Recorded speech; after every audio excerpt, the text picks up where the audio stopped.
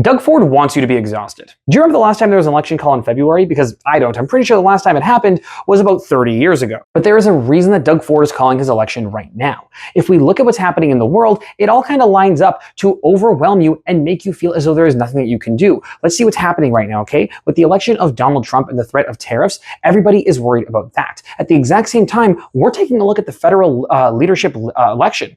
We want to see who is going to be the new federal liberal leader. And it's most likely going to be Mark Carney, but that's sucking a lot of air out of the room. Even then, when you look at that, it feels like there's not a lot of attention being given to the actual liberal leadership race that's being held for the future of our country. On top of that, we have Trudeau talking about doing a provincial summit and having all these meetings with different people and making closer ties with the EU.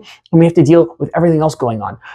Beyond that, there's also different cultural events happening right now. February is when the Super Bowl happens. A lot of people's attention has been placed on that. And even though both the Liberals and the Conservative Party have bought ads during the Super Bowl on the Canadian airwaves, it feels as though most people's attention is not being given to the provincial election at hand. And Doug Ford wants that. He wants it to be cold. He wants you to not show up, and he wants voter turnout to be lower. The lower that voter turnout is in Ontario, typically, the better that it is not only for incumbents, but typically for Conservative parties as well. And listen, I'm exhausted too. I have a lot going on in my life right now. I just finished my pat leave. I got back to work. That first week that I was back, I took my kids on a trip that was overnight, multiple days over the weekend, downtown in Toronto. And I'm starting a new semester. There is an issue with my roof, and insurance isn't covering it because it's apparently shoddy workmanship from when the people built this house. So I have to pay probably close to 5 figures to get all the mold out of my attic.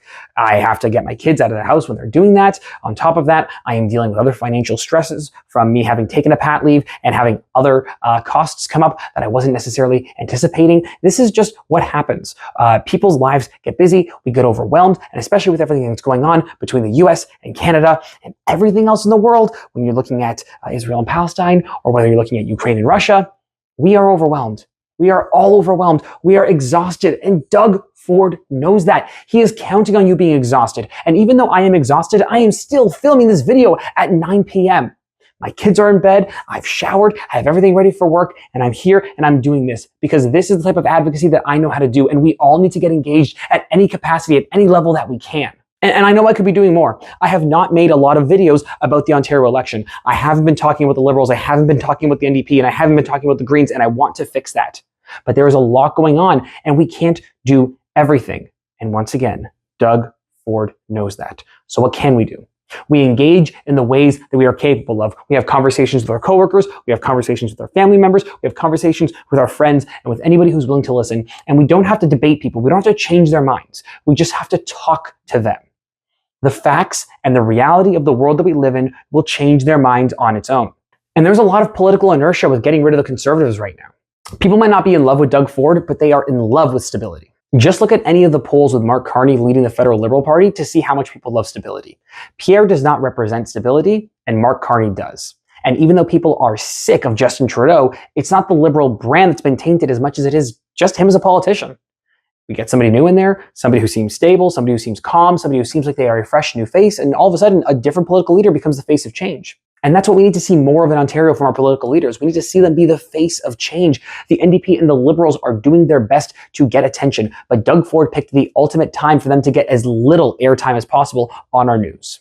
And remember, Doug Ford employs a lot of the same tactics that Donald Trump does. Think about all of Donald Trump's executive orders and how overwhelming it is and how impossible it is to keep up, even with the stuff that he's talking about just in terms that relates to Canada. Even if we just look at the Canadian American news, there is so much that you get overwhelmed. And that's what Trump wants. And at the same time, that's what Ford wants. They are similar types of politicians. They overwhelm you with bad and negative news, make you feel as though there's nothing that you can do about it, and make you forget about all of the crazy scandals that they've been part of. Like, we don't even remember all of Doug Ford's scandals. I've tried to do this in video form before. I've written it down. I've done it off the cuff, and I every time forget a Doug Ford scandal. There are so many things. Even if you go to the Ford Tracker website by the Ontario Federation of Labor, you are still going to find more things that you can think of that Doug Ford has done. And the thing is that if you're not somebody like me and probably you who pay attention to the news constantly, you're going to forget about a lot of those things because over the course of 6-8 years, it's hard to remember all of the crazy things that have happened.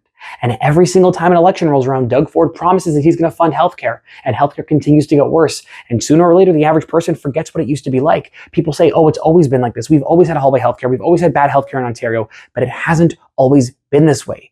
Doug Ford wants you to forget that things used to be better, that things can be better, and that better is possible. Regardless of the outcome of this election, I am not going to forget that better is possible, and I will always do everything in my power to continue to fight for a better Ontario. I can promise you that. If you like this off-the-cuff long-form video, hit like and subscribe and comment and do all that fun stuff. I really appreciate it, and I'll see you next week for a video with Doug Ford.